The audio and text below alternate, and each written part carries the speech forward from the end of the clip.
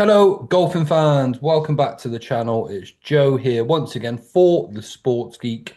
And in this episode, we're actually taking a quick look ahead to next week's US Open, the third major of the golf season taking place at Shinnecock Hills. And I've got loads of content to come for next week's US Open. I'm going to take a deep dive into the course. I'm actually going to do a few comparisons as to why this course is so difficult in comparison to others. We will take a look at the top 10 in the market, and then I'll bring you my final squads for next week too. But obviously, this is a new journey for me and the Sports Geek. And earlier on in this season, I have actually already put up 4 selections for the US Open. Ante-Post, of course, to get the bigger prices. But obviously, being on the new journey, I didn't want to go through the event, have one of these win, and give it the old boom if you guys weren't on too. So this is just a little bit of a recap. Although they are now at shorter prices, there are 4 selections that I put up for the event. I did 2 in January and then 2 around March time as well.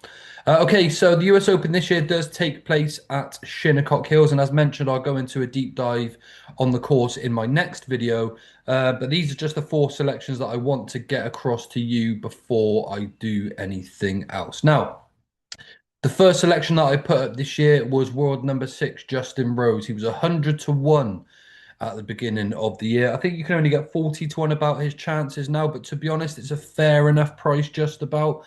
You probably wouldn't want to be backing him at any shorter, but for those that have followed me for some time, you will be aware and probably on already at 100 to 1. But he's a 13-time PJ Tour winner. He's an 11-time DP World Tour winner. And he is, of course, already a major champion, having won the US Open all the way back in 2013. But I am adamant that there's going to be one more major to be added to Justin Rose's resume. I tipped him for a big year this season. He's actually played really well. He was tied third in the Masters. He was tied 10th in the PGA Championship. But out of the US Open, the Open next month, and the Masters next April, I do believe one of these is going to go to Justin Rose. So if you want to, you can even back him for the Open and for next year's Masters now. There's a lot to be excited about with Justin Rose's game, but there is a little bit of caution too, which I'll go on to in a moment. But this year he's enjoyed a fine season of things once more. He's already won the Farmers Insurance Open, and he then finished tied third in the Masters. But you've got to remember, he has finished second in the Masters on 3 other occasions too. Between then and the Masters and the PGA Championship, where he finished tied 10th a month later, this is where the slight concern has come in for me. Now, at the beginning of the year, as mentioned, I've tipped Justin Rose to do well in quite a few of this year's majors, and everything was going good. He won the Farmers Insurance Open. He then finished tied third at the Masters. It was probably unlucky actually not to finish even a little bit closer. But after the Masters, this is where the important change came from his irons. As you know, he has been a tailor-made player for many, many years, and that is actually the biggest part of his game for me, is his consistency with his irons. For a player of his age, at 45, may I remind you, of Justin Rose, his game really much more relies on precision and his experience rather than raw power. So age has become a little bit less of a barrier for him than it will for most other players. But if you break down Justin Rose's game, he, like I said, he hasn't really been built over sort of like overwhelming power. It's all, his game is all built around just hitting consistent, precise iron shots from start to finish. But there's been a slight change since he switched to the McLaren irons. Things haven't totally been dialed in. He scored okay, but the problem is he's hitting a lot more bad shots with these newer irons than what he was with his trusted TaylorMades, and that's got to be the concern for me, especially at the top level. He is managing to get around in some decent enough scores, but he is yet to post one of these real low numbers. And now that we are heading towards the third major of the season, perhaps they're not quite dialed in as much as I'd want them to from Justin Rose so far. So that would be a slight concern for me. However, the money is down now already.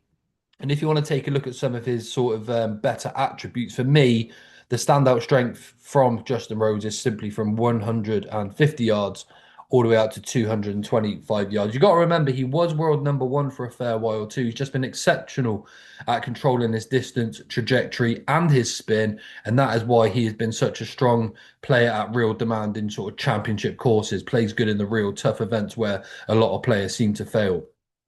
For this year at Shinnecock Hills, there's going to be a lot of emphasis on long iron play from 175 to 225 yards, I'd imagine. And again, historically, this is actually where Justin Rose has thrived. Like I said, his game isn't built around power, it's built around finding fairways and then hitting quality iron shots to make sure that he gives himself an opportunity at birdie. And if not, he's making up high. He's been ever so consistent, makes far less mistakes than the majority of players on tour, and there's plenty to like about his game.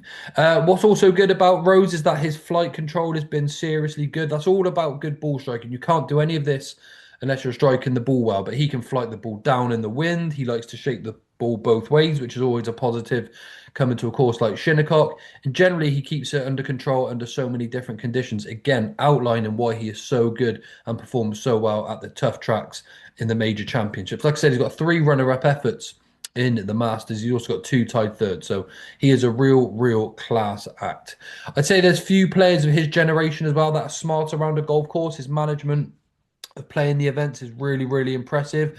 Rarely beats himself up. He understands what it takes to score well at different golf courses, and I think his mentality, his mental toughness is probably invaluable in majors where avoiding mistakes is probably just as important as making birdies. Mentally tough, and he does tick a lot of boxes for this event. So Rose's formula has always been a little bit different. He's not one for raw driving distance, sort of explosive scoring. But what he does, he wins by driving it well and then just hitting a big high number of quality iron shots. That is how he's managing his game well around so many different golf courses. Again, Augusta, Merion, he's played well at Muirfield. Obviously, then we've got Shinnecock Hills coming up. They are courses that reward real good ball strikers rather than simply being able to hit it a long way. So look, we were on at 100 to 1 for Justin Rose. He's now 40 to 1. I'd still back him at that price just about, but I wouldn't want to be going any less. My slight concern is though irons at the very top level, those small differences are what obviously make a big difference. And there's been a few shots where I've been seeing him hit like a toey hook with some irons, really out of characteristic for Justin Rose. But hopefully he can dial things in. He started this week quite well in the RBC Canadian Open. Again, seemingly striking the ball quite well. It just all needs to click. His putt has actually been a little bit streaky this week, but that is okay. The second selection, again, 3 of these players that I put up are major champions already. Next up is going to be Wyndham Clark, world number 37. I put him up at 100 to 1. He is now just 50 to 1, but there is a lot to like about his game, and I've got a few important factors to mention here too. He's a 4-time PGA Tour winner. His first came in 2023 when he actually won the Wells Fargo. In the same year, he then won the US Open, again 2023 at Los Angeles. In 2024, he won at Pebble Beach, the AT&T, and shot a 60, which not many players can say that they've done in their careers at Pebble Beach.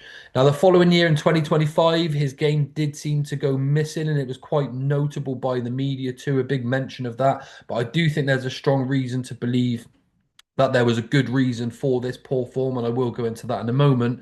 But following that, he then came back this year and won the Byron Nelson before finishing second at the Memorial at Muirfield last week. Now, you don't score well in the Byron Nelson, you don't score well at Muirfield in the Memorial unless you're swinging it well. So his game is definitely coming back to form.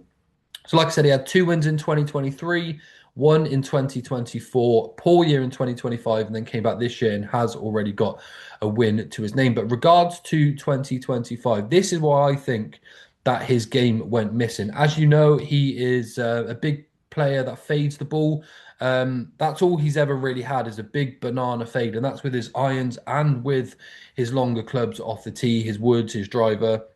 Now, what that does by hitting the big banana fade it does enable you to only play well at a specific amount of courses. But if you can hit the ball both ways, like we mentioned with Justin Rose, it does actually open up the possibility of you being able to compete at a variety of different courses. And I think Wyndham Clark is coming back to this game now. I think he needed that change to be able to hit that draw if he's going to be able to get himself near the top 10 in the world again, because when he is on form, for me, he is definitely a top 10 player from the rankings. Now, the reason I think this is what happened with his game is if you go back and watch Wyndham Clark this year, by trying to add this draw to his game, if you go back and watch him in the Byron Nelson and then you go watch him at Muirfield in the Memorial Tournament with some of these longer par threes, which didn't really demand a draw, but the greens were sort of from the front right to the back left of a square. If you see what I mean, the angle of attack definitely suited a draw better than it would have with a fade. But the reason that he's obviously tried to bring this draw into his game is to make holes like that a little bit easier. And there's a few of the long par threes at the Byron Nelson and a few at Muirfield where he took out some long irons and he actually hit a draw into the greens. And not only did he try and hit the draw, he was hitting plenty of greens and had his irons absolutely dialed in. You can't go around these sort of courses hitting greens like that or hitting a fade and hitting a draw unless you're striking it well. It is rule number one. So I feel like the 2025 season was something Wyndham Clark almost sacrificed to try and take his game to the next level. You'll also see it with the younger players that are winning on the DP World Tour. They'll break through, they'll have a win. The likes of Casey Jarvis and Martin Kuvra, they break through, get that win that qualifies them pretty much for some starts next season on the PGA Tour, but to compete, there's always going to be some tweaks that they're going to have to make to their game, and then they seem to lose their form and then come back a few months later. But for me, with Wyndham Clark, of course, he's more established than that. He did already have the 3 wins before that change of swing in 2025, but has come back in really good form. He's been hitting these draws, hitting plenty of greens in regulation, and I feel like he sacrificed last year to get that added to his game, and it's worked out wonders because, like I said, he's come back and won already this year, and then he finished second at Muirfield in the Memorial Tournament the game after, and you can't score well up Muirfield unless you're striking the ball well. So really good additions to his game. Not only is Wyndham Clark hitting a fade, he's also hitting a draw now, and it does just make him a much more sort of wider dimensional golf course, and probably see him winning at a bigger variety of courses now. And like I said, you've seen him post a number of 60 already this year. He posted 60 at Pebble Beach, which, like I said, you're not going to see many golfers be able to achieve. So he's going to have a really good chance. 100 to 1 now into around 50 to 1. I actually still think that's a really fair price. I think he'll really enjoy the Shinnecock setup. Selection number 3 is not a major champion just yet, but it's Tyrrell Hatton, world number 21. Put him up again at a big price at 50s. I think he's now into about 40 to 1, so only slightly less. But he is a world-class operator and definitely one that's due a major championship on his CV. One of the most straightforward games when it's locked in as well from Tyrrell. He hits a real soft fade. He has his driver on his string. His irons are world class. Just a real soft sort of 3-yard fade back into the pins, and that allows him to be a real attacking type of golfer. We do need that at Shinnecock Hills, and he is a player that's just starting to find his form too. He obviously won at Live Golf Andalusia at Valderrama a couple of weeks back, and he was actually the only player to reach double digits, and that was actually a really impressive performance to get to 11 under par. He does have an interesting trait as well, Tyrrell Hatton. Again, the fact that he's got that sort of baby fade, he's got that driver on a string, his irons are pure, that allows him to win at a big variety of different golf courses. He's won at Valderrama, he's won at the Belfry, he's won at St Andrews, he's won at Bay Hill, and he's even won in Dubai at the Emirates as well. So you can't really win at those golf courses unless you're a pure class ball striker and a player at the very top of their game. So look, this is a really tough venue. This is definitely a second shot golf course, but that is generally where Tyrrell Hatton thrives. And to be honest, on the basis that he's really good off the tee as well, there's not a lot to not like about his game for Shinnecock. He's ideal for that, especially with that good driving too. Excuse me. And as long as we don't really get that head loss there from Tyrrell Hatton, I think we're going to have a real big chance of him picking up his first major. And then finally, I've put up JJ Spaun, another player who's starting to find his game now. He is a major champion, having won the US Open, and another player that's just starting to find his game. Nothing too fancy to say about JJ Spaun, but in the last 6 to 8 weeks, his game has definitely started trending back in the right direction. He's striking the ball much better. He seemingly got his shot shape back with his irons too. He seems to have fade off the tee with his driver and then sort of switch to the draw from the fairways, and it seems to be a concoction that JJ has used really well. Again, he is now a major champion and probably one of the most elite golfers on the planet when he finds his game. He is now starting to trend in the right direction, striking the ball much better. He's got that fade working nicely off the tee. He's got that draw working really well with his iron. So I think he's going to hit plenty of greens, and that will enable him to get a good number together as well. JJ's another one I put up at a real big price. He was 100 to 1 at the beginning of the season, a little bit less now. I think he's 50 to 1, 66 to 1. I actually, again, I still think that's pretty fair value. Where Justin Rose maybe at 40s is like the borderline, but JJ Spaun, he should be much shorter than that in the betting too. So these are the four players that I have selected for the US Open already. But again, this is not my final squad. These are my Ante-Post selections that I just wanted to share with you. So we've got Justin Rose, we have Wyndham Clark, Tyrrell Hatton, and we have JJ Spaun. These are players that I think are going to go really well at next week's US Open. If you're not on them already, maybe have a small go on them now. My final squad and my US Open preview is going to be coming in the next couple of days. But like I said, I didn't want to be booming a couple of winners next week if I hadn't shared them with my Sports Geek followers too. So there's a brief look at some early selections for next week, but I've got loads more content to come, full previews, players to follow, long shots, the top 10 in the market, and my final squad. So loads more coming here at the Sports Geek, and I hope you'll stick around for that. But I'll speak to you real soon.